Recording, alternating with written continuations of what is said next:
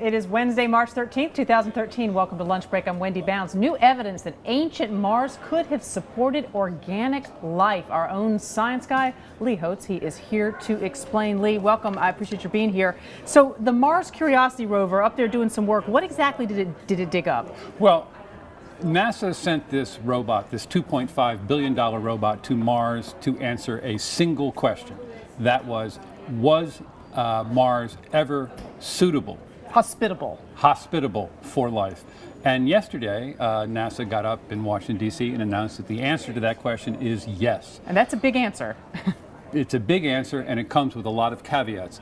But what they're saying is that maybe 3 billion years ago, more or less, give or take a few 100 million years, which is about the time that life was arising on Earth, the chemistry, the soil conditions, the water on Mars was suitable, hospitable for at least simple microbes. Now, that's the headline. The caveats the conditions were there. These are deductions, very sort of subtle and intricate deductions based on an analysis of the chemistry of the rocks that are there today.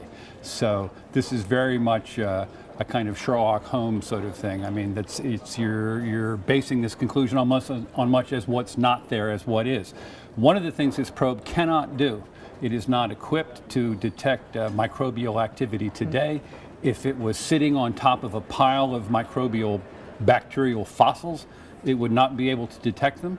But that said, this is pretty extraordinary. So what we know, just to break it down, we know that life, as you said, could have been hospitable. The conditions could have been hospitable for life, but we don't know indeed if there was organic life there. Exactly. Okay. Exactly. Now, previous missions, previous rovers in Mars over the last 10 years have done surface soil analysis and whatever, and they've always found that the conditions were too acidic or too alkaline or too salty or whatever for organic life as we know it. So what's new here is they drilled into a rock. They drilled below the surface of Mars for the first time and pulled out, I mean, barely a tablespoon full of grit, mudstone, which they believe with some certainty formed in water.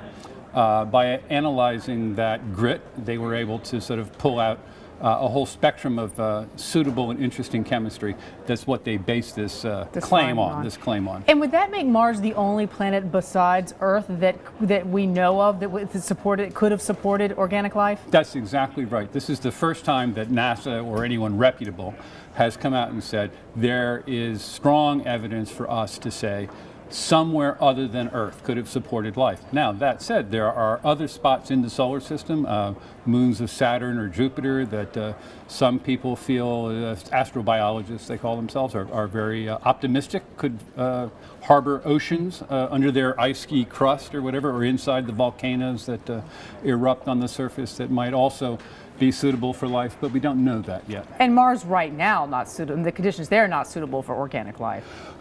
Right now, Mars is like the inside of an autoclave. I mean, it's cold, it's arid, it's lifeless, it's bathed continuously in sterilizing UV radiation and cosmic rays from space.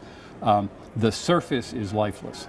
And the water, and they basically were saying one of the things was they said that the water that back in ancient Mars could have been safe enough, pure enough to drink? Well, they said that yesterday.